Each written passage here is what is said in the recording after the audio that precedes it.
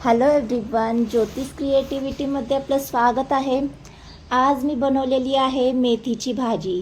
तर नेहमी नेहमी तीच सुकी भाजी खाऊन जर कंटाळा आला असेल तर अशा पद्धतीने मेथीची रस्सा भाजी नक्की ट्राय करा।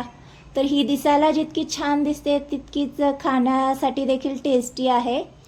तर वेळ न घालवता चला तर मग फटाफट रेसिपीला सुरुवात करूया। तर आपण ही हाटीव भाजी न करता रस्सा भाजी करणार आहोत। तर ही भाजी करण्यासाठी आपल्याला लागणार होती मेथी। तर माझ्याजवळ इथे 1 वाटी मेथी ही शिल्लक राहिलेली होती।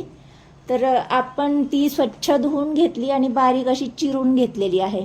तर अगोदर आपण भाजीला फोडणी करायची आहे।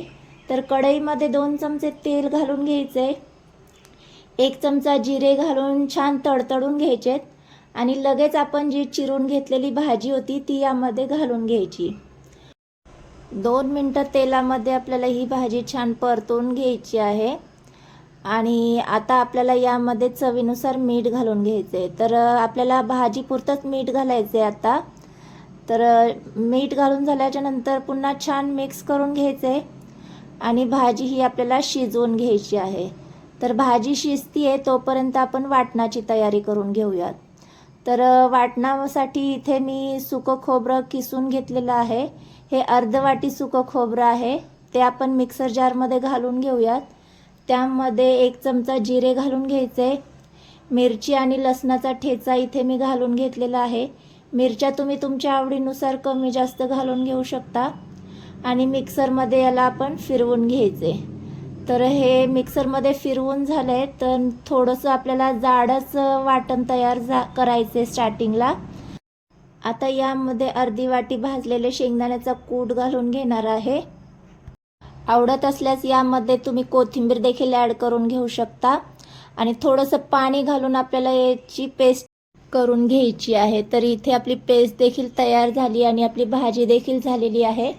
आता या भाजीमध्ये आपल्याला ही पेस्ट घालून घ्यायची आहे आणि छान मिक्स करून घ्यायची। तर थोडीशी थिक वाटते, त्यामुळे आता कन्सिस्टन्सी ॲडजस्ट करण्यासाठी आपण यामध्ये पाणी घालून घेणार आहोत। तर त्याच मिक्सर जारमध्ये मी थोडंफार पाणी घालून घेतलेलं होतं आणि तेच पाणी यामध्ये घालून घेतलं। आता चवीनुसार मीठ घालून घ्यायचं आणि 5 मिनिटं आपल्याला भाजीला उकळी काढून घ्यायची। तर भाजीला छान उकळी आलेली आहे। आता या टायमिंगला यामध्ये अर्धा चमचा इथे मी गरम मसाला घालून घेणार आहे।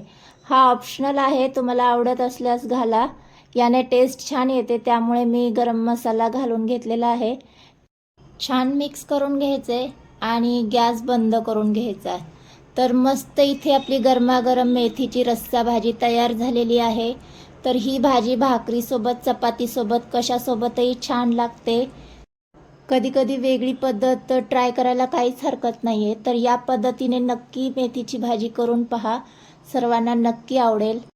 तर आजची ही रस्सा भाजी तुम्हाला कशी वाटली? व्हिडिओ जर आवडला असेल तर व्हिडिओला लाईक आणि चॅनलला सबस्क्राईब करायला विसरू नका। भेटूया नेक्स्ट एपिसोडमध्ये, तोपर्यंत बाय।